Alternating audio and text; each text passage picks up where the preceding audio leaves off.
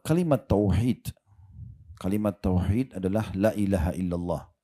Yang berarti la ma'buda bihaqqin illallah. Tidak ada Tuhan, pencipta, pemilik, penguasa yang menghidupkan dan yang mematikan kecuali Allah. Ini benar-benar bukan cuma ucapan lisan, harus ditanamkan dalam hati kita sebagai keimanan. Ya, jadi nggak perlu khawatir karena kita punya Tuhan. Kalau nikmat sedang melimpah, maka yang memberikan nikmat kepada kita, mata bisa melihat, telinga mendengar, hidung bisa menghirup, lidah dan bibir mengucap dan mengecap, tangan menjamah, kaki melangkah, apa sajalah oksigen yang kita hirup, air yang kita konsumsi, semua fasilitas yang ada ini, itu yang ciptakan kita Allah, yang ciptakan nikmat itu Allah, yang juga bisa menambah dan mempertahankan hanya Allah. Berarti hanya mintanya kepada Allah saja. Kalau kita sedang datang ujian, yang ciptakan kita Allah, yang ciptakan ujian itu Allah, yang bisa memberikan solusi hanya Allah saja. Maka poin ini dasar sekali, pondasi dasar. Bapak Ibu perlu garis bawahi, dakwah Nabi Muhammad SAW 13 tahun di Mekah. Dari masa kenabian, ya dari umur 40 tahun sampai 53 tahun. Itu belum ada kewajiban puasa. Puasa Ramadan itu pas perang Badr. Tahun 2 Hijriah, baru diwajibkan puasa. Jadi sudah tahun ke-15 dari masa kenabian baru ada perintah puasa Ramadan. Zakat juga di fase Madinah. Haji itu justru terjadi di akhir hidup Nabi. Setelah pembebasan kota Mekah, baru ada kewajiban haji bagi umat Islam. Karena waktu itu Mekah memang masih dikuasai oleh orang-orang kafir Quraisy. Ya. Jadi satu-satunya yang diperintahkan kalau dari sisi ibadah di Mekah itu sholat saja. Itu pun sholat. Kejadian Isra Mi'raj itu terjadi di tahun ke-11 dari masa kenabian. Bukan di tahun pertama, tahun kedua langsung diperintahkan sholat, tidak. Di tahun ke-11. Setelah 10 tahun Nabi ya, berdakwah di Mekah, di awal tahun 11 terjadi namanya Amul Huzun, tahun kesedihan. Kenapa? Karena waktu itu meninggal 2 orang yang sangat berjasa membela dakwah Nabi SAW. Yang pertama Abu Talib pamannya, tapi meninggal dalam keadaan kafir. Dan yang kedua Khadijah istrinya beliau yang tercinta. Nanti insya Allah di pameran Wahyu kita akan ceritakan tentang kedudukan Khadijah ini. Karena ada satu ruangan nanti yang memang khusus menjelaskan tentang keutamaan beliau. Nah, dikenal dengan tahun kesedihan. Di situ Nabi SAW dihibur oleh Allah Subhanahu Wa Taala dengan 2 kejadian besar. Yang pertama masuk Islamnya jin Nusaybin. Nusaybin ini wilayah di Irak. Ya. Pada saat orang-orang Quraisy Mekah menolak dakwah Nabi SAW, penduduk kota Taif menolak dakwah Nabi SAW, maka Allah datangkan golongan jin yang masuk Islam. Golongan jin yang masuk Islam dikenal dengan jin Nusaybin. Nah ini loh, kalau manusia nolak dakwahmu hai Muhammad, sesungguhnya aku datangkan jin yang beriman. Nah seperti itu. Yang kedua kejadian Isra dan Mi'raj. Itu terjadi di tahun 11 masa kenabian. Di situlah ada perintah sholat. Itu pun awal diperintahkan sholat, semua sholat yang 5 waktu itu 2-2 rakaat. Subuh 2, duhur 2, asar 2, maghrib 2, isya 2. Kapan dia berubah jumlah di kota Madinah? Subuh tetap, duhur ditambah 2, asar tambah 2, isya tambah 2, maghrib tambah 1. Itu di kota Madinah perubahannya. Jadi pertanyaannya, apa yang Nabi Muhammad SAW dakwakan di Mekah nih? Belum ada sholat, ya, sholat bahkan di akhir-akhir gitu kan. Belum ada zakat, belum ada puasa yang sering kita dengar ibadah. Itu adalah penanaman akidah atau tauhid. Ya, selalu Nabi SAW ingatkan tentang masalah tidak ada Tuhan yang menciptakan alam semesta kecuali Allah. Kenapa kalian sembah berhala-berhala ini? Patung-patung ini kalian yang ukir, kalian yang bentuk matanya, bentuk mulutnya, bentuk kakinya, tangannya, kemudian kalian berikan nama. Setelah itu kalian anggap Tuhan. Yang uniknya kalau rusak Tuhannya diperbaiki. Yang perbaikin dia. Gitu kan? Maka diingatkan, ini namanya tauhid. Tak boleh bergantung kepada selain sang pencipta Allah. Kita ini enaknya umat Islam sudah dimanjakan teman-teman sekalian. Begitu lahir, mulai bisa ngomong, orang tua kita sudah ingatkan. Tuhan kita Allah. Ya. Minta kepada Allah nak. Apalagi kalau orang tuanya Masya Allah faham agama. Dimasukkan ke sekolah agama. Kita mulai belajar Al-Quran. Ini adalah kitabullah. Kita mempelajari hadis-hadis Nabi. Ini utusan Allah. Misalnya kan. Itu kita punya panduan. Orang-orang yang tidak punya panduan mereka bingung. Ada yang sembah dewa. Ada yang sembah bintang. Ada yang sembah pohon. Ada yang di India ada yang sembah sapi. Dan sampai sekarang mereka itu tidak makan sapi karena mereka anggap Tuhannya. Coba. Karena mereka potensi Tahu ada Tuhan, iya, tapi tidak terpandu. Kita sudah punya panduan. Ya, kita sudah punya, dan itu kalimat asas pondasi dasar tauhid. Bahkan kata Nabi SAW, ikrarkan dengan lisanmu, renungi dengan fikiranmu, dan yakini dengan hatimu, la ilaha illallah, Tuhanku Allah. Tidak Tuhan yang berhak disembah kecuali Allah. Kemudian istiqomahlah, artinya berpegang teguh pada perintahnya, nikmati yang dihalalkan, tinggalkan yang dilarang, maka kamu akan bahagia. Maka di situ puncaknya. Ini pondasi dasarnya. Dan memang agama kita ini pondasinya keyakinan. Keyakinan. Ya. Kalau ada yang bilang begini, Ustaz, Allah kan gaib, kita nggak bisa lihat. Bagaimana caranya kita meyakini secara rasional? Kita perlu paham, tidak semua yang tidak nampak dengan mata itu tidak ada. Terbukti misalnya, bukankah kita rasakan rasa lapar, haus, kenyang, suka, benci, ngantuk, ya kan, sakit, rasa nggak? Tapi kita lihat nggak wujudnya? Hah? Mana jemaah Uhud ini masih hidup nggak? Pernah lihat nggak sakit itu bagaimana wujudnya? Lapar, kenyang, nggak pernah kan?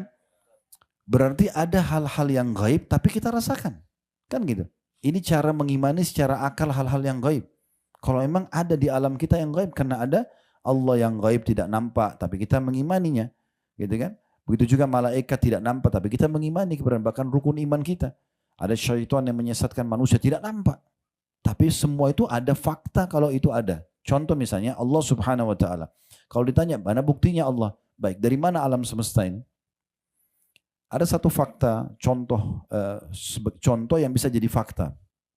Saya sering sampaikan di pengajian tentang masalah tauhid. Ini dasar sekali. Banyak manusia Bapak Ibu sekalian sangat bangga, bahkan kagum ya, kagum kalau kita bahasakan, dengan seorang pelukis. Di mana pelukis itu, dia misalnya contoh, dia sama seorang pelukis pergi ke pinggir pantai. Kemudian pantai itu kebetulan di siang hari, lagi teriknya matahari, terang sekali. Terlihat jernih laut tersebut, mungkin ada ikan terlihat, ada udara yang berhembus, mungkin di situ ada burung yang terbang, ada matahari yang terasa teriknya, kemudian ada awan, ada pohon kelapa misalnya yang sedang berbuah. Lalu si pelukis ini berada di sebelah orang ini, bawa papan lukisnya 1 kali 1 meter, lalu dia lukis persis seperti apa yang dilihat oleh orang ini dan si pelukis tadi. Kira-kira apa kata orang ini? Bagus banget. Bahkan lukisan yang mirip dengan aslinya itu mahal kan? Ya, bisa puluhan miliar bahkan sekian banyak harganya gitu. Ini unik ini. Mereka kagum-kagum dengan pelukis yang sebenarnya pelukis itu hanya sekedar menciplak apa yang ada di depannya. Dan uniknya lukisan ini hanya bisa dilihat saja. Sekarang lukisan itu yang dia sudah lukis ditaruh di ruang tamu misalnya.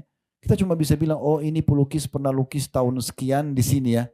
Nggak bisa dirasakan apa-apa, cuma nampak.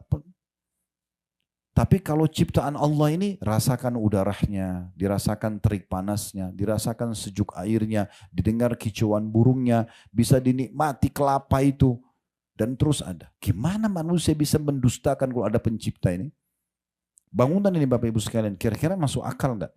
Kalau tidak ada arsitek yang gambar, tidak ada tukang-tukang dan buruh yang bekerja untuk membangunnya. Kalau pasti saya yakin 100% jawaban kita tidak mungkin. Kan gitu. Masa tiba-tiba ada hotel ini? Kan nggak mungkin. Listrik ini kalau tidak ada yang mengatur instalasinya kira-kira tiba-tiba ada? Kan nggak mungkin. Nah, bagaimana bisa ini kita bilang tidak masuk akal? Tapi alam semesta ini pergantian siang malam, pagi terbit matahari, malam terbenam matahari, pergantian musim, musim hujan, musim panas, musim dingin. Ini semua tidak ada yang pencipta yang mengatur. Gimana caranya? Coba tanggap secara akal sehat, kan tidak mungkin. Dan ada ribuan argumentasi seperti ini untuk membantah orang-orang ateis yang mengatakan tidak ada Tuhan. Kan gitu. Lalu dia dari mana sekarang? Kalau dia dari ibunya dari mana?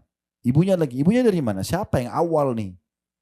Mana yang awal buktikan, suruh buktikan dia. Dia nggak akan bisa buktikan. Kalau kita seorang beriman, oh Allah ciptakan Nabi Adam dari tanah, lalu Allah ciptakan dari tulang rusuknya istrinya Hawa, kemudian berkembang biaklah manusia. Diutuslah utusan-utusan Allah untuk menyampaikan sampai nanti mereka berbakti akan dapat balasan, pahala dan surga. Kemudian orang bangkang akan dekat kena hukuman dan masuk neraka. Dan surga yang dijanjikan puncak nanti di akhirat itu sudah terinci semuanya. Kalau Bapak Ibu lihat playlist YouTube kami, saran saya nanti Kalau ada kesempatan bisa nonton di Khalid Basalamah Official, diklik logonya nanti akan keluar banyak pilihan, ada playlist. Diklik playlist itu ada lebih dari 35 kitab kami bedah. Tujuan saya agar orang-orang kita, secara khusus orang Indonesia itu bisa kuliah sebenarnya privat dengan kami, tapi tidak perlu ada ijazah, tidak perlu ada ujiannya, gitu kan? Tinggal beli bukunya, modalnya beli buku aja. Kemudian nanti tinggal dipelajari, setiap hari Senin belajar akidah, hari Selasa belajar hadis, hari Rabu belajar fikih. Misalnya tinggal pilih dari 35 kitab itu. Salah satu buku yang kami bedah adalah Rasulullah SAW cerita tentang surga dan neraka. Seingat saya itu 63 pasal, 63 bab. 30 bab tentang surga, 33 bab tentang neraka. Itu kalau teman-teman ikutin, satu babnya saja bisa 1 jam. Tentang pintu surga, tentang bau wanginya surga, tentang dayang-dayangnya, tentang pakaiannya, tentang pohonnya, istanahnya, tanahnya, segala macam, gitu kan?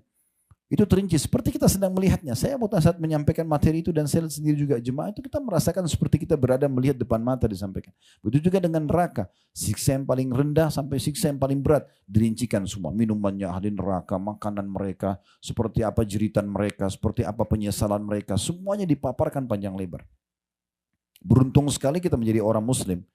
Udah Tuhanmu lahir, ini Tuhanmu Allah ya. Ini hukumnya syariatnya.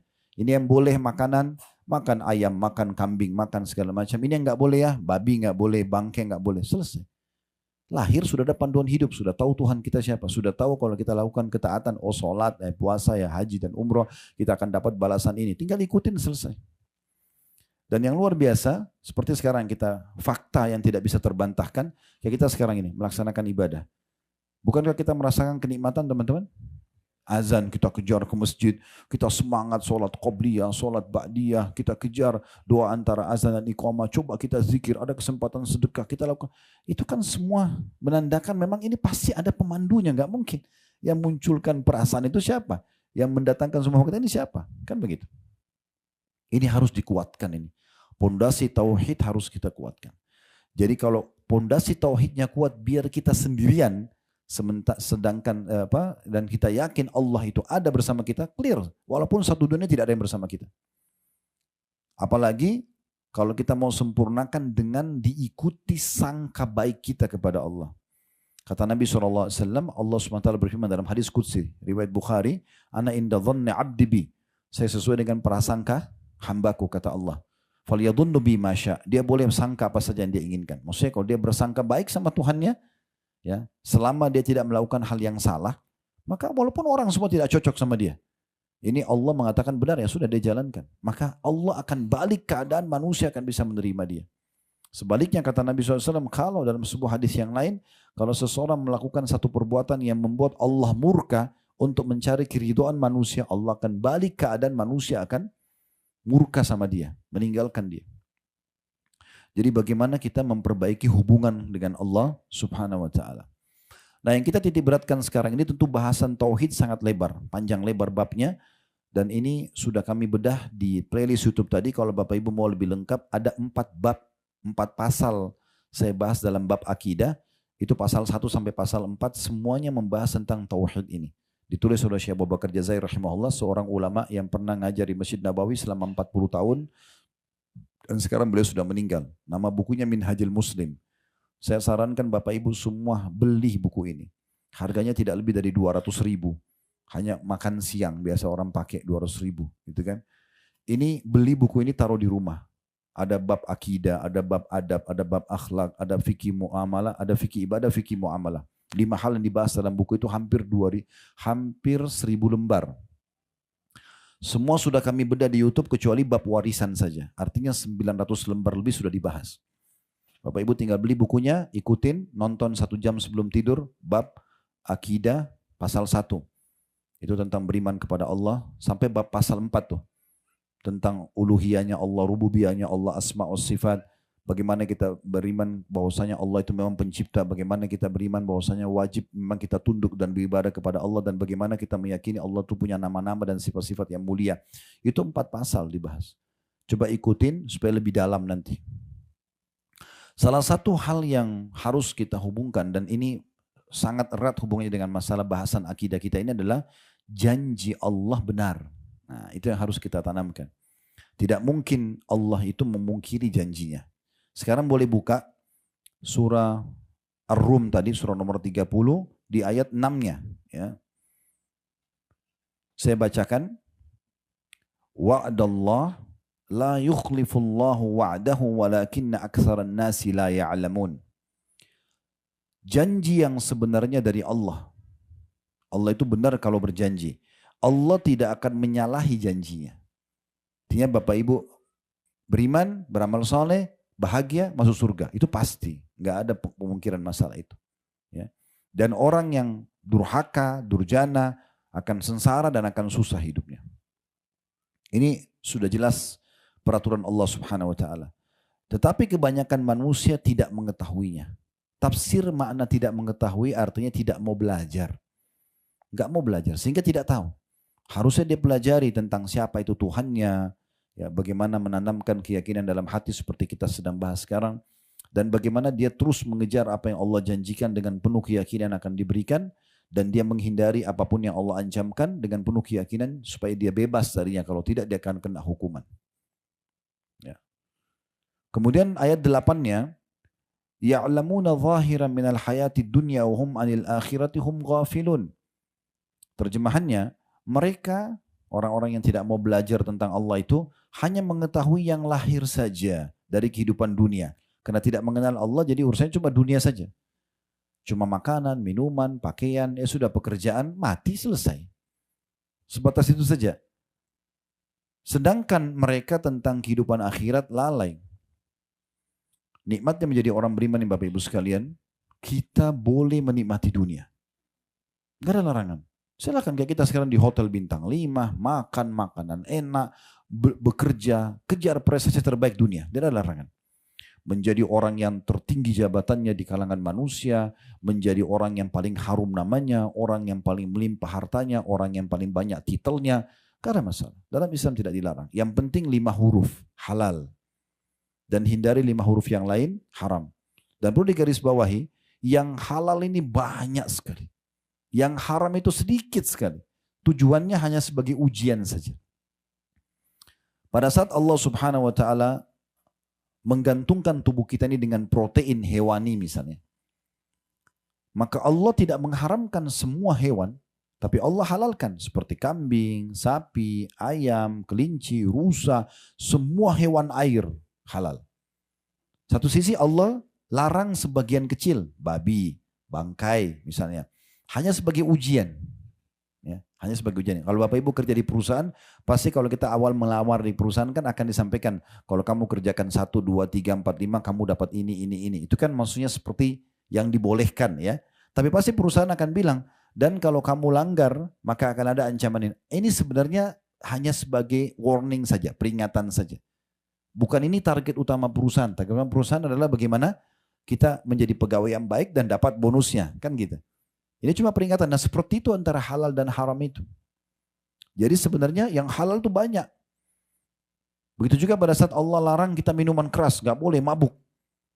Gak boleh memabukkan. Tapi Allah ganti air putih, madu, sirup. Di Indonesia ada jamu. Banyak minuman yang lain. Ada kopi, ada teh. Terus kenapa harus khamr? Kan ada yang lain kan. Pada saat Allah berikan kita potensi untuk suka dengan lawan jenis. Karena kalau tidak saling suka, tidak ada populasi manusia. Laki-laki harus tuangkan spermanya, perempuan harus terima sperma itu lalu bertemu dengan itu, lalu dia mengandung 9 bulan. Ini pengorbanan luar biasa. Kalau Allah tidak buat syahwat, maka pasti orang tidak mau. Tapi Allah hiasi dengan syahwat. Tapi Allah ajarkan caranya. Nikah. Yang tidak boleh zina. Kan gitu. Dua-duanya dalam biologis. Perhatikan bedanya. Kalau yang haram ini, zina, semua orang melakukan zina itu ketakutan. Dimulai dengan ketakutan, khawatir. Sehingga biologisnya nggak maksimal. Masuk hotel takut-takut gitu kan. Biologis juga takut-takut. Ini secara kejiwaan juga berpengaruh pada kualitas sperma yang merupakan bibit manusia nanti sama sel telur yang nanti kantongnya manusia itu. Mengganggu. Pada saat hamil, dua-duanya ketakutan. Ya, keluarga mereka malu, keluarganya malu, anak yang lahir nggak jelas statusnya. Kalau dalam lingkup agama Islam, anak zina ini anak haram, tidak ada penisbatan nama nasab, tidak ada warisan antara dia sama ayahnya, Ini berat sekali. Hanya kenapa? Kena pelampiasan yang tidak boleh. Coba kalau yang halal menikah. Semua orang menikah bahagia, gembira. Sampai ada bahasa kan mereka jadi raja pada saat itu dan jadi ratu ya. Keluarganya semua hormatin, tamu-tamu pada datang ucapkan selamat. Mereka gembira sekali. Dan pada malam pertama mereka masuk ke kamar, orang semua tahu akan terjadi biologis. Tapi nggak ada yang rasa takut, semua dengan gembira. Ya, maka kualitas sperma yang akan jadi bibit manusia, sel telur juga akan jadi bagus. Biologisnya mereka bagus dan dijanjikan pahala yang besar. Kata Nabi SAW, di kemaluan kalian ada pahala yang besar. Kata para sahabat, ya Rasulullah, kami gauli istri kami, dapat pahala. Jadi sudah enak terus dapat pahala lagi. Kata Nabi SAW, kalau kalian letakkan pada yang haram, zina, dosa enggak? Maka waktu itu Nabi tanya sahabat dan tanda tanya, tapi sahabat sudah nggak jawab lagi karena sudah tahu memang dosa itu kan. Maka kata Nabi begitu juga kalau yang halal. Ya. Maka Allah berikan kita jalan keluarnya. Dan nikah sama zina bedanya hanya kurang dari 5 menit ini. Kalimat akad aja. Wali perempuan bilang saya nikahkan kamu sama anak perempuan saya Fulan bin Fulan dengan mas kawin ini. Ada 2 saksi. Ada walinya perempuan. Ada maharnya. Sah, selesai. Si laki-laki cuma bilang saya terima nikahnya. Ini kalimat saya terima nikahnya cukup. Kan gitu. Sudah sah, selesai. Lalu kenapa harus zina? Kenapa bukan nikah? Kan gitu. Jadi Allah kasih solusi. Oleh karena itu orang yang beriman kepada Allah ini betul-betul dapat panduan hidup. Semuanya boleh. Tidak ada yang tidak. Ya, jadi yang baik-baik itu boleh semua. Yang haram itu sedikit. Hanya sekedar sebagai ujian. Gitu kan? Seperti itu. Nah selanjutnya ayat 8 sampai beberapa ayat ke depan. Allah subhanahu wa ta'ala sekarang lebih menekankan tentang masalah kenapa kalian tidak beriman kepadaku. Ini loh bukti-buktinya. Nah kita mulai ayat 8. Bukti tentang keberadaan Allah. Allah mengatakan, awalam yatafakkaru fi anfusihim ma khalaqallahu samawati wal arda wa ma bainahuma illa bil haqqi wa ajalin musamma wa inna katsiran minan nasi bi liqa'i rabbihim lakafirun. Mengapa mereka tidak memikirkan tentang kejadian diri mereka? Dari mana kita ini? Maaf, ini orang yang sudah berumah tangga pasti tahu. Udah balik, udah dewasa tahu. Sperma, maaf kalau habis biologis kita nggak membuahi sel telur. Diapakan? Dibuang kan? Iya, maaf kita cebok ya. Dibuang ya. Padahal itu bibit manusia loh itu. Secara medis kalau diambil sperma itu dilihat itu manusia semua itu. Miliaran jumlahnya. Itulah kita dulu tuh.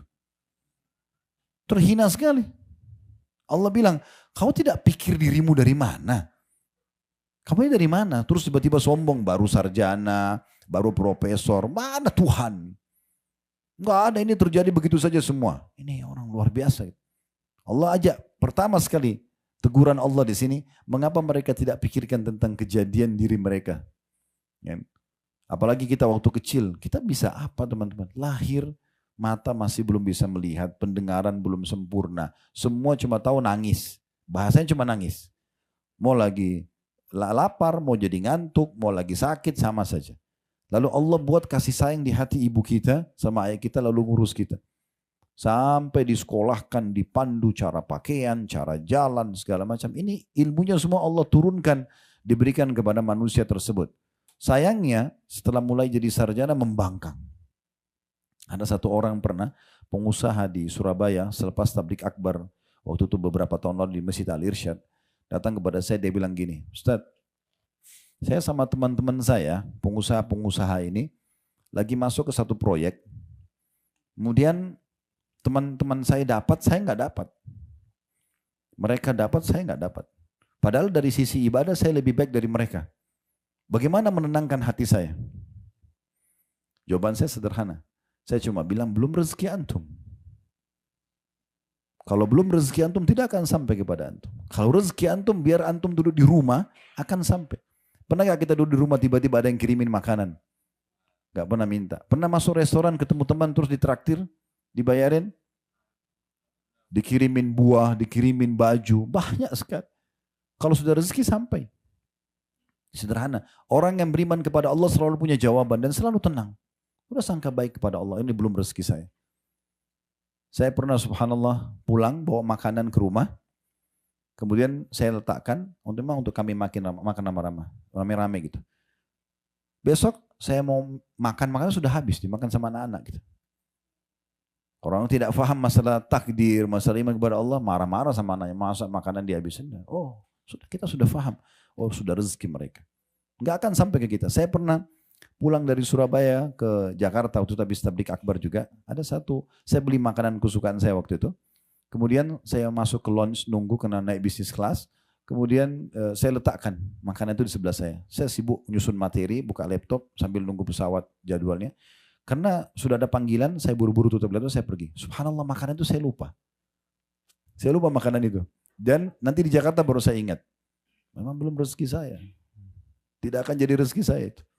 Kata Nabi SAW, dalam sebuah hadis, tidak akan wafat satu jiwa, kecuali akan sampai kepadanya rezeki terakhirnya. Kalau antum harus ditakdirkan Allah minum setetes air itu sebelum meninggal, antum akan minum. Akan sampai. Makanya Hasan Basri mengatakan rahimahullah tentang masalah kekuatan tauhid dalam masalah ini. Beliau mengatakan bahwasanya aku selalu senang dan tenang karena 3 hal. Yang pertama sekali beliau sebutkan adalah karena rezekiku tidak akan diambil oleh orang lain. Kalau Allah sudah takdirkan akan sampai kepada aku. Jadi tidak ada istilah oh ini orang ambil peluang saya atau apa. Memang dia yang akan dapat, bukan kita. Di saat itu masing-masing sudah punya rezeki. Baik. Ini karena cukup panjang, kita coba ringkaskan. Jadi dikatakan, Allah mengatakan ini teguran Allah yang pertama tuh ajak berpikir, mengapa mereka tidak memikirkan tentang kejadian diri mereka. Allah tidak menjadikan langit dan bumi dan apa yang ada di antaranya. Semua langit dan bumi ini yang bisa nampak dengan mata kita ataupun tidak nampak. Misalnya kedalaman lautan kita tidak bisa lihat lagi atau terlalu jauh di langit sana ada bintang yang tidak bisa kita lihat. Allah mengatakan Allah tidak menjadikan langit dan bumi dan apa yang ada di antara keduanya melainkan dengan tujuan yang benar dan waktu yang sudah ditentukan. Maksudnya untuk mendatangkan keimanan kalian kepada Allah. Siapa yang mengatur semua ini? Dulu di kota Madinah ini subhanallah, mudah-mudahan satu waktu mereka akan buat lagi. Di sisi kanan yang kemarin kita sempat ke kebun yang Abu Bakar dibayat, ya, Thaqifah Bani Sa'ad. Dulu di situ dekatnya ada pameran Al-Quran. Di dalamnya itu ada satu layar besar, kita bisa lihat jadi dipasang kamera, diperlihatkan kalau 10 meter dari Masjid Nabawi ada orang lagi duduk baca Quran. 10 meter itu kelihatannya seperti ini loh manusia itu. Ditarik 50 meter sudah nggak kelihatan dia. Tinggal seperti itu. 100 meter, 1 kilometer sampai sekian juta kilometer. Ditarik sekian manusia, bukan cuma manusia. Buminya pun sudah nggak kelihatan. Sampai secara ilmu kita pernah belajar semua ilmu pengetahuan alam. Bagaimana bumi ini kalau disatukan dengan bintang-bintang ini seperti pasir semuanya. Karena banyaknya kan. Nah itu secara ilmiah pun terbukti seperti itu. Jadi semua ini Allah ciptakan dengan benar. Harus kita tahu ini ada penciptaan, ada yang mengatur semuanya. Ya. Dan dengan waktu tertentu, maksudnya akan datang nanti hari kiamat. Semua ini akan Allah musnahkan, kemudian Allah hidupkan kita di alam akhirat sana. Dan sungguhnya kebanyakan di antara manusia benar-benar ingkar akan pertemuan dengan Tuhannya. Mereka nggak mau yakin akan ada pertemuan dengan Allah nanti, akan ada hisab. Jadi mereka mau melakukan apa saja tanpa ada agama yang mengawasinya. Ayat 9-nya, ini fakta yang kedua yang Allah ajak kita berfikir tentang keberadaannya. Awalam yasiru fil ardi fayanzuru kaifa kana akibatul ladzina min qablihim kanu ashadda minhum quwwatan wa atharul arda wa amaruha aktsara mimma amaruha wa ja'atuhum rusuluhum bil bayyinat fama kana Allahu liyadhlimahum walakin kanu anfusahum yadhlimun. Apakah mereka tidak mengadakan perjalanan di muka bumi dan memperhatikan bagaimana akibat yang diderita oleh orang-orang sebelum mereka? Nah ini contoh kalau dari sini ada 4 jam dari kota Madinah namanya Madain Saleh. Ya, saya lihat ada beberapa teman-teman kita yang bermain di media di Indonesia, mereka ke sana terus mereka angkat di medsos mereka ya. Dikenal juga dengan Al-Ula, tapi ini wilayah sebenarnya sarannya para ulama untuk tidak datang secara khusus ke sana kecuali kita kebetulan lewat ya. Tempatnya kaum Thamud, kaumnya Nabi Saleh Allah binasakan. Nah itu ada faktanya. Bagaimana di situ ada lokasi yang sangat besar. Mereka memahat gunung-gunung dan itu peninggalan rumah-rumah mereka. Yang dulu Nabi Saleh punya unta yang mereka minta dikeluarkan dari gunung batu. Ya, kemudian mereka bunuh unta itu. Nah ini Allah binasakan mereka. Nah itu ada faktanya. Di Jordania ya kalau satu waktu insya Allah ke Palestina, biasanya kita melewati Laut Mati. Nah, Laut Mati ini itu diyakini oleh para ahli sejarah tempatnya kaum Lut disiksa. Yang mereka lakukan homoseksual, lalu Allah angkat negeri mereka. Ada 10 perkampungan, itu diangkat oleh Allah lalu dibalik. Karena mereka tidak mau mendengar Nabi Lut alaihissalam. Cukup banyak gitu kan. Fakta-fakta berhubungan dengan masalah. Allah suruh melihat. Kalau kita searching di Google juga peninggalan Raja Namrud di Babilonia yang binasa yang sempat mau membakar Nabi Ibrahim di api tapi tidak berhasil. Fir'aun di Mesir sampai sekarang kita bisa lihat muminya. Kami pernah buat paket umroh plus Mesir, itu masuk ke museumnya di Kairo, itu sampai ke sebelahnya muminya itu, sampai ada satu jemaah tanya saya, Ustaz ini Fir'aun yang ngaku Tuhan itu. Saya bilang ya ini deh. Allah selamatkan jasadnya sebagaimana Allah sebutkan dalam Al-Quran untuk menjadi tanda-tanda kebesaran Allah di muka bumi. Allah suruh lihat kita itu. Lihat ini fakta-faktanya. Ada orang-orang sebelum kalian yang membangkang tentang keberadaan Allah. Maka Allah bilang lihat bagaimana akhir kesudahan mereka. Allah bilang orang-orang itu bahkan yang telah meninggal sebelum kalian lebih kuat daripada kalian. Gitu kan? Dan telah mengelola bumi serta memakmurkannya lebih baik dari apa yang telah mereka makmurkan. Dan telah datang kepada mereka rasul-rasul mereka dengan membawa bukti-bukti yang nyata. Mukjizat, kitab-kitab. Maka Allah sekali-kali tidak berbuat zalim kepada mereka, akan tapi mereka lah yang berbuat zalim kepada diri mereka sendiri. Maksudnya orang-orang yang tidak mau beriman sama Allah, akhirnya tidak punya panduan hidup, tidak tahu siapa Tuhannya, tidak tahu mana yang boleh dan mana yang tidak boleh dari kehidupan ini, maka mereka menzalimi diri mereka sendiri. Ayat 10-nya, "Tsumma kana 'aqibatal ladzina asa'u su'a an kadzdzabu bi ayatillahi wa kanu biha yastahzi'un." Kemudian akibat orang-orang yang mengerjakan kejahatan adalah azab yang lebih buruk, diganggu di dunia dan di akhirat juga, terganggu di dunia dengan hukuman-hukuman, dan di akhirat juga akan ada hukuman yang lebih berat. Karena mereka mendustakan ayat-ayat Allah dan mereka selalu memperolok-oloknya. Ayat 11-nya, Allahu yabda'ul khalqa thumma yu'idu thumma ilaihi turja'un. Ketahuilah Allah Tuhan kalian yang menciptakan manusia dari permulaan. Sperma sama sel telur ketemu. Kemudian mulailah menjadi 40 hari dalam hadis dikatakan dalam bentuk sperma, 40 hari lagi dalam bentuk gumpalan darah, 40 hari lagi kemudian dalam bentuk gumpalan daging. Ya, kemudian baru mulailah terbentuk tulang-tulang kita ini. Allah mengatakan Allah menciptakan manusia dari permulaan, kemudian mengembalikan atau menghidupkannya nanti lagi, hari kebangkitan di hari kiamat, kemudian kepadanya lah kalian semua akan dikembalikan. Nah, ini butuh keyakinan bahwasanya kita akan kembali kepada Allah Subhanahu wa taala.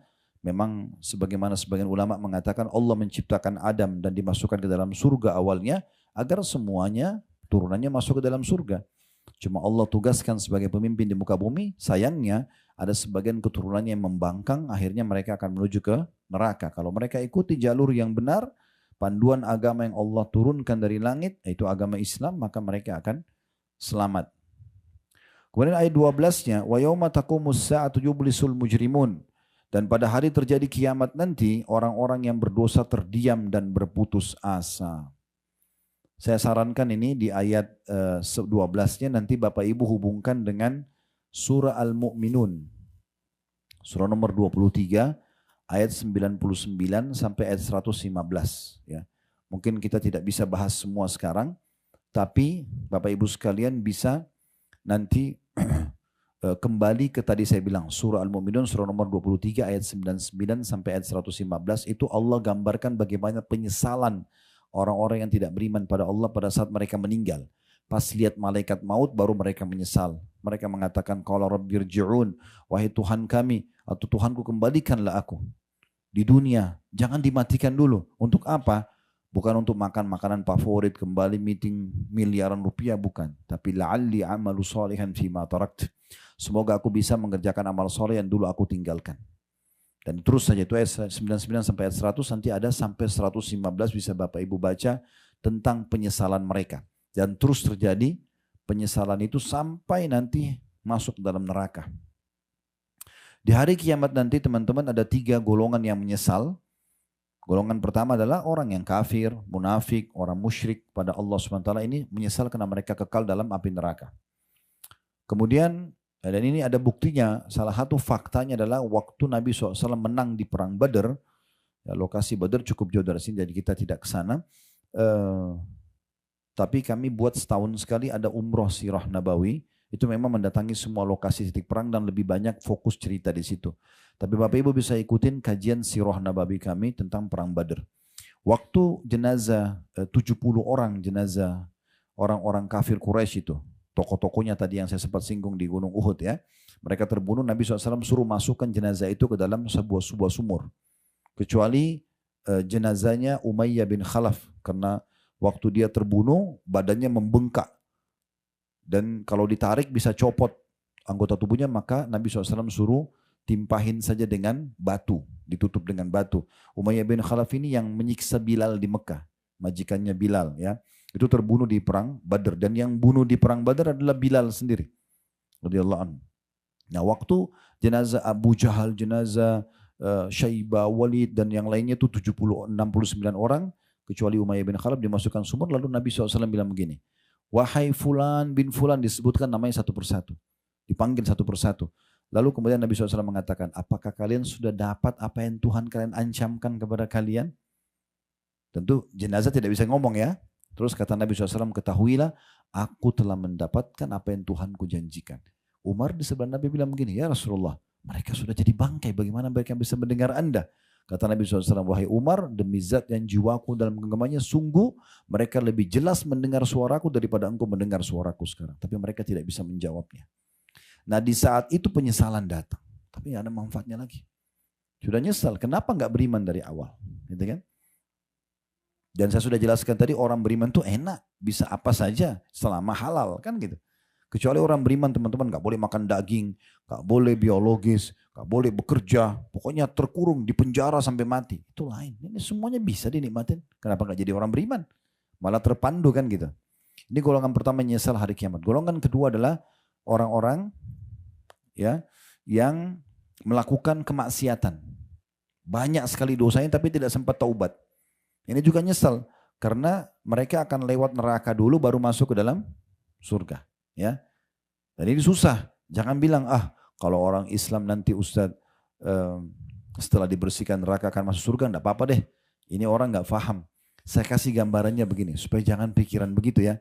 Coba ambil korek gas kecil, ya, kemudian bakar jempolnya sendiri. Ya, hitungan detik aja deh, 10 detik. Panas nggak? Kalau 1 menit mateng, ya, harus operasi plastik ini. Karena sudah rusak gitu kan. Itu baru ini saja. Di neraka itu semuanya api. Allah gambarkan tentang neraka. Tadi saya bilang kalau lihat buku yang saya bedah Rasulullah cerita surga neraka itu, api itu dari semua penjuru. Jadi di kiri, di kanan, di atas, di bawah semuanya api. Selain itu di sebelah kiri kanan kita semuanya teriak. Orang kesakitan. Luar biasa. Kulitnya terbakar ya, dan tidak mati. Coba bayangin. Sisa tulang sama sedikit otot tapi tidak mati. Lalu Allah sempurnakan kembali. Nanti bisa lihat surah An-Nisa surah nomor 4 ayat 56. Tentang masalah bagaimana Allah bilang kalau kulit mereka sudah terbakar kami sempurnakan kembali. Nah penyempurnaan kembali kulit dan ototnya itu sakit prosesnya. Tapi dibuat begitu sakit. Lalu dibakar lagi. Hangus lagi. Diulangi lagi. Begitu terus. Jadi mereka menyesal luar biasa. Amal soleh dipelajari untuk dipraktekin. Sholat, puasa, haji dan segala macam. Dosa dipelajari untuk ditinggalkan. Dijauhi, bukan dicoba. Jadi nggak usah bilang, babi haram saya mau coba dulu. Nggak usah. Zina saya mau coba dulu. Khamr, nggak usah coba karena itu dilarang. Yang terlarang semua berbahaya, kan begitu. Udah yang baik-baik saja. Karena sudah ada solusinya kan begitu. Nah ini akan ada penyesalan nanti orang-orang banyak dosa tidak taubat. Oleh karena itu selama kita masih punya kesempatan taubat jangan disia-siakan. Yang ketiga ini adanya penyesalan sebagian orang yang masuk ke dalam surga tetapi masih banyak amal soleh dulu yang dia lalaikan. Sebenarnya kalau dia kerjakan derajatnya lebih tinggi. Tapi sudah nggak bisa diperbaiki. Nah kita perlu renungi golongan yang ketiga ini. Karena kita kan sudah beriman sama Allah, Alhamdulillah. Kita juga sudah coba beramal saleh, buktinya kita keluarin harta, keluarin waktu untuk ibadah begini kan.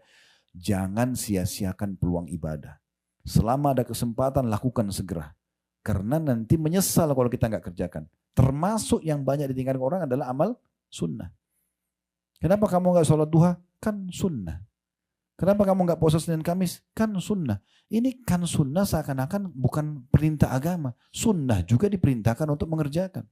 Dan sunnah itu nanti akan membantu amal wajib kita di akhirat. Kan begitu kata Nabi SAW kan?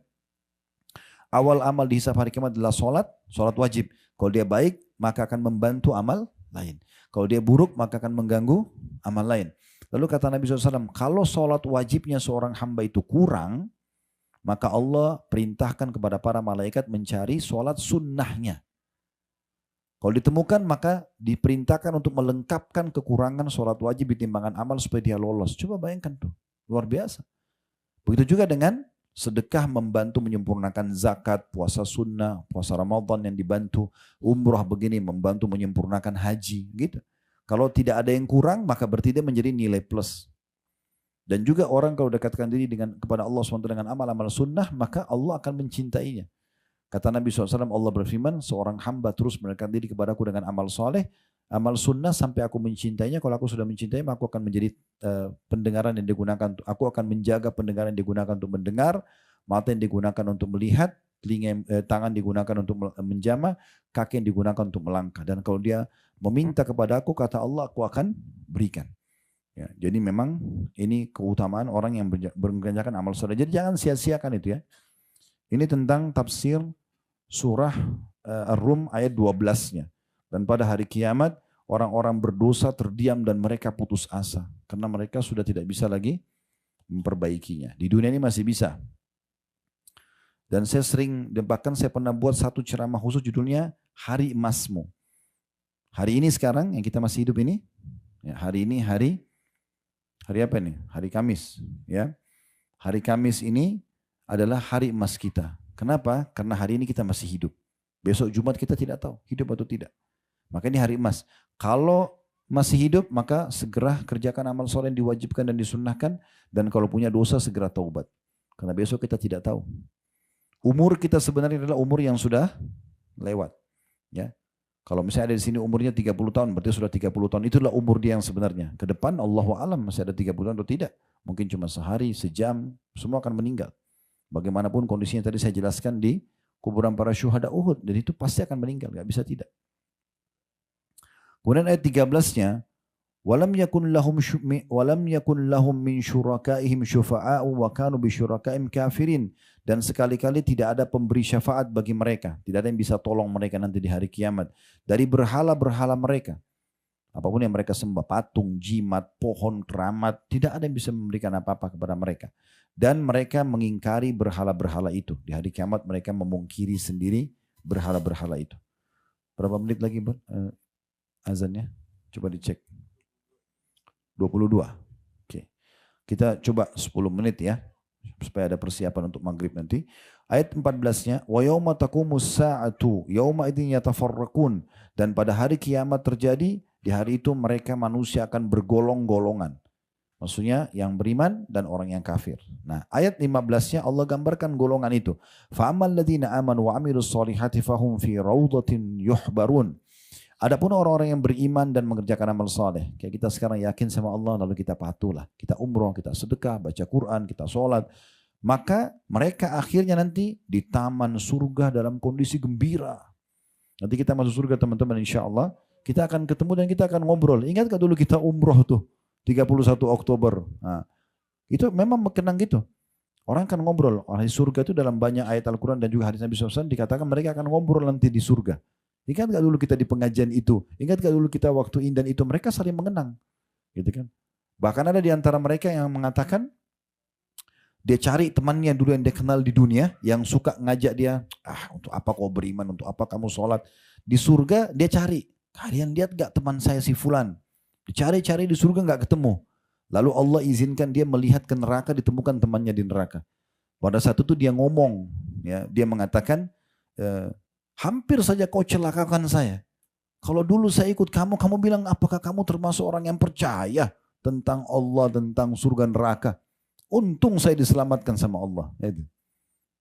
Jadi luar biasa itu. Ya, Allah sudah berikan bongkaran-bongkarannya ya, atau bocorannya pada saat sekarang. Ya, orang akan gembira nanti di surga itu. Gembira. Dalam sebuah hadis yang sahih saya tambahkan satu riwayat di sini. Ya, kata Nabi SAW, nanti akan didatangkan orang yang paling susah hidupnya di dunia. Dari lahir sampai meninggal orang miskin sekali. Menderita, makannya pun dibantu oleh orang misalnya. Tapi orang beriman, azan, sholat. Ini di Indonesia banyak ini, antum bisa lihat ya. Saya kadang-kadang kalau pulang pengajian, atau lagi mau menuju ke pengajian, azan saya mampir ke masjid. Yang mampir di masjid tukang bakso, penjual gorengan, yang lewat mobil Alphard Mercy, tidak ada yang mampir sholat. Ya. Ini orang-orang tetap jaga, keluarin dari gerobaknya sarungnya, sholat, Masya Allah, berdoa, lalu jualan lagi. Apa kata Nabi SAW? Didatangkan nanti hari kiamat orang yang paling susah dunia tapi orang beriman.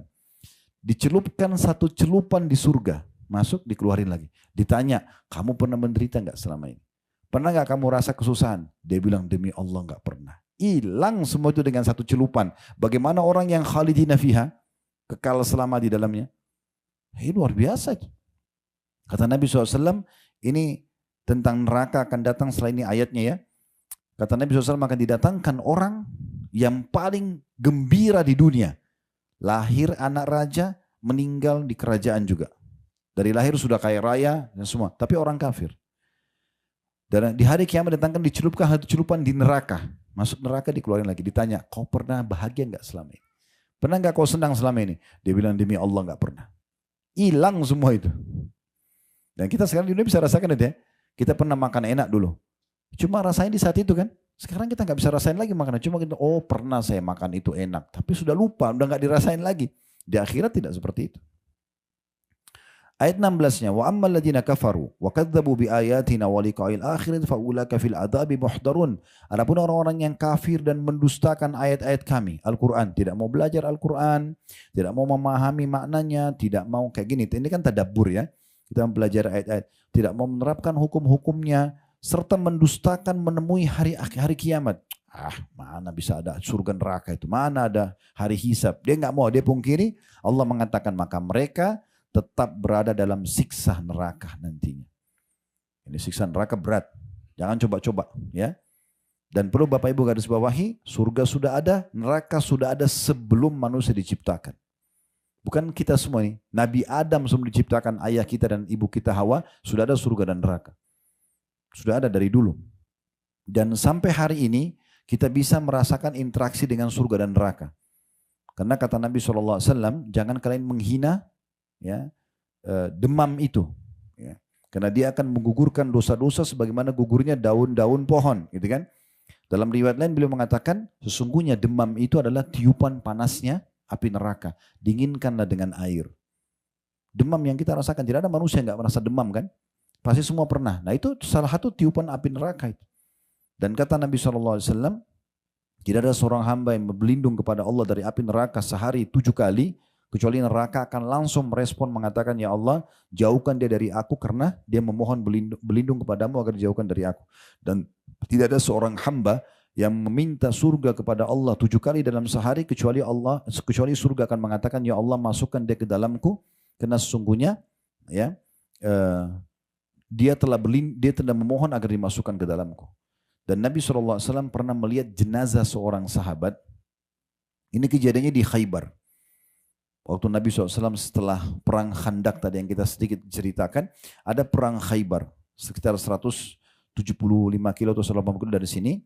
Ini kalau di Umrah Sirah Nabawi kita memang ke lokasi benteng-benteng Yahudi di sana yang direbut oleh kaum muslimin dan menceritakan di lokasi ya. Tapi itu butuh waktu memang. Kita bisa seharian penuh gitu kan dalam perjalanan. Yang jelas waktu Nabi SAW mengepung benteng Khaybar, ada 9 benteng. Benteng pertama waktu ditaklukkan namanya benteng Naim. Setelah 40 hari Nabi SAW kepung 40-42 hari. Rupanya ada satu orang Arab Badui. Dia saksikan peperangan dari jauh. Dan dia kagum melihat umat Islam. Dan dia karena umat Islam ini para sahabat baca Quran dalam bahasa Arab. Dia orang Arab, dia ngerti. Jadi selama 40 hari tiap hari didengarin sama dia. Dia lihat peperangan ini. Dia lihat umat Islam ini saling berbagi, saling berkasih. Peperangan juga kalau ada musuh yang terbunuh mereka tidak ada mutilasi, nggak ada kejahatan mereka. Mereka perang iya. Akhirnya dia datang kepada satu sahabat, dia mengatakan, kalian ini agama apa? Dari mana asal kalian? Ceritakan kami agama Islam, kami dari kota Madinah dan segala macam. Setelah diceritakan panjang lebar tentang Islam, dia tertarik, dia bilang saya mau masuk agama kalian. Kata sahabat ini, kamu ke depan aja sana. Ada nabi. Langsung aja masuk Islam di tangannya. Datanglah orang ini. Nabi SAW lagi bagi-bagi harta rampasan perang karena benteng pertama Yahudi sudah takluk. Maka kata orang ini, ya Rasulullah, saya mau masuk Islam. Pandulah setelah syahadat. Lalu kata Nabi SAW kepada sahabat yang kumpulin harta rampasan perang, kasih juga orang ini. Karena dia masuk Islam pas lagi pembagian harta rampasan perang. Jadi ini keluar sebuah hukum sendiri kalau kita memberikan juga bagian kepada orang yang baru masuk Islam. Subhanallah, pada saat itu orang ini mengatakan begini, ya Rasulullah, saya masuk Islam bukan karena harta. Saya masuk Islam ini karena saya mengejar apa yang sahabat Anda kejar. Sahabat Anda menceritakan, mereka keluar dari Madinah tidak berharap pulang ke rumah mereka lagi. Mereka mau terbunuh di medan perang supaya mereka masuk surga. Saya mau begitu. Lalu dia tunjuk begini, ya Rasulullah, saya berharap dari benteng Yahudi yang akan Anda serang lagi setelah ini. Karena benteng kedua mau diserang oleh Nabi kan. Ada anak panah Yahudi yang keluar, kena di sini. Dia tunjuk dada kirinya, tembus di sini. Lalu saya mati syahid. Kata Nabi SAW, kalau kau jujur Allah akan kasih. Kalau kau tulus minta itu Allah akan kasih. Subhanallah, gak lama kemudian mulailah berkecamuk perang pengepungan benteng kedua dan sistem orang Yahudi di Khaybar waktu itu, mereka takut bertemu dengan umat Islam, mereka cuma lempar anak panah dari dalam benteng. Yang pertama kena anak panah orang yang baru masuk Islam ini. Dan anak panahnya kena di titik yang dia tunjuk tadi. Betul kena situ, tembus itu dan mati orang ini. Waktu Nabi SAW lihat, Nabi mengatakan, apakah orang ini tadi yang masuk Islam? Kata para sahabat, iya Rasulullah. Kata Nabi SAW, Maha suci Allah yang telah membenarkan janjinya. Ya, siapa yang mau lihat penghuni surga yang belum pernah sujud sekalipun, lihat orang ini. Lalu Nabi bilang, ini perkataan yang saya ingin sampaikan. Kata Nabi SAW, ketahuilah surga itu lebih dekat dengan seseorang di antara kalian daripada tali sendal kalian sendiri. Tinggal beriman, amal soleh, mati masuk surga. Gitu kan? Dan ketahuilah neraka juga lebih dekat kepada seorang dari kalian daripada tali sendalnya sendiri. Dia zina, dia riba, dia membunuh, dia mati masuk neraka. Selesai. Waktunya sebentar. Oleh karena itu teman-teman sekalian harus kita perhatikan baik-baik masalah ini tentunya. Baik, saya mungkin tutup hanya sampai di ayat 19 maaf. Bila Allah SWT mudahkan nanti ada pengajian di Mekah, kita akan lanjutkan. Karena ini cukup panjang sampai ayat 60 ya. Di ayat 17-nya Allah SWT mengatakan, Fasubhanallahi hina tumsuna hina tusbihun. Maka bertasbihlah kepada Allah yang telah menurunkan ayat Al-Quran kepada kalian, memperkenalkan tentang dirinya, dan kalian akhirnya punya panduan hidup. Bertasbih kepada Allah di waktu kalian berada di petang hari, kayak kita sore begini, biasanya kita kenal dengan zikir petang ya. Dan juga di waktu kalian berada di pagi hari atau subuh. Lalu ayat 18-nya walahul hamdu fis samawati wa ardi wa asyiyan wa hina tudhirun, dan baginya lah N-nya besar kata ganti Allah, segala puji di langit dan di bumi, dan di waktu kamu berada pada petang hari dan di waktu kamu berada di waktu duhur. Maksudnya semua di langit dan di bumi ini bertasbih kepada Allah. Cuma kita tidak mendengar tasbihnya ya. Lalu ayat 19 ini yang terakhir kita bahas, yukhrijul hayya minal mayyiti wa yukhrijul mayyita minal hayy wa yuhyil arda ba'da mautiha wa kadzalika tukhrajun. Ketahuilah Allah itu, dia-nya besar kata ganti Allah, dia mengeluarkan yang hidup dari yang mati. Dan mengeluarkan yang mati dari yang hidup. Dan menghidupkan bumi sesudah matinya, dan seperti itulah kamu akan dikeluarkan dari kubur nanti. Lihat telur ya. Kan telur biasa kita tiap hari lihat keluar dari ayam. Ya. Kalau kita pecahin, kita goreng, kita bisa makan kan gitu. Tapi kalau kita biarkan pernah oleh induk ayam, jadi anak ayam enggak? Kan dari sesuatu yang seperti manusia anggap mati, tapi ini bisa hidup gitu kan. Atau mungkin pohon yang sudah mati, tapi tumbuh ada pohon baru dari pohon tersebut kecil misalnya. Nah siapa yang membuat semua itu? Itu kan kuasa Allah SWT. Maka Allah memperkenalkan dirinya. Dia yang mengerjakan atau melakukan semua itu. Ini termasuk tanda-tanda kekuatan kita atau penjelasan tentang masalah tauhid kita kepada Allah Subhanahu Wa Taala. Nah ayat 20, ayat 21 semua ini adalah kalau Bapak Ibu baca terjemahannya langsung saja ya. Dan di antara tanda-tanda kekuasaannya. Ayat 20. Terus disebutkanlah tentang kamu diciptakan dari tanah. Ayat 21 dan di antara tanda-tanda kekuasaannya. Dia menciptakan untukmu istri-istri atau pasanganmu. Itu ayat 21. Ayat 22. Dan di antara tanda-tanda kekuasaannya. Dia menciptakan langit dan bumi. Ayat 23-nya. Dan di antara tanda-tanda kekuasaannya. Tidurmu di malam hari. Di ayat 24-nya. Dan di antara tanda kekuasaannya. Dia memperlihatkan kepadamu kilat untuk menimbulkan rasa takut. Di ayat 25-nya, dan di antara tanda kebesarannya, ya, kekuasaannya, dia yang berdirinya langit dan bumi dengan iradatnya. Artinya ada semua ini. Ya. Terus begitu Allah Subhanahu Wa Taala ingatkan kita di ayat ini, ayat demi ayat sampai nanti ayat 60-nya. Dan insya Allah nanti ke depannya dengan izin Allah SWT, semoga Allah mudahkan, kita akan lanjutkan nanti di Mekah ya, dengan izin Allah SWT. Baik, nanti kita akan tutup dengan ayat 60. Kalau misalnya Allah tidak berikan kita izin untuk taklim di Mekah, maka saya sampaikan sekarang pada penutup ayat 60-nya ya. Ini pesan terakhir Allah di surah Ar-Rum ini. Setelah menjelaskan panjang lebar tentang memperkenalkan dirinya siapa supaya kita beriman kepada dan patuh, Allah mengatakan fasbir inna wa'dallahi haqq wa la yastakhifannaka alladhina la yuqinun. Maka bersabarlah kamu, hai Muhammad dan semua orang-orang beriman. Sabar dalam mengerjakan ketaatan, sabar dalam ujian, ya. Karena sesungguhnya kata Allah, janji Allah itu benar. Kan judul ceramah kita, janji Allah itu pasti, ya. Ini ada dua ayat tadi, ayat 6-nya Allah jelaskan tentang janjinya benar, pasti, dan ayat 60 juga Allah bilang begitu. Dan bersabarlah kamu dalam mengerjakan ketaatan, dalam meninggalkan dosa, dalam ujian-ujian yang ada. Sesungguhnya janji Allah adalah benar, dan sekali-kali jangan orang-orang yang tidak meyakini kebenaran ayat-ayat Allah itu menggelisahkan kamu. Maksudnya membuat kamu ragu, bimbang ya. Jadi tetap yakin di atas pondasi ini sampai kita meninggal. Allahu a'lam.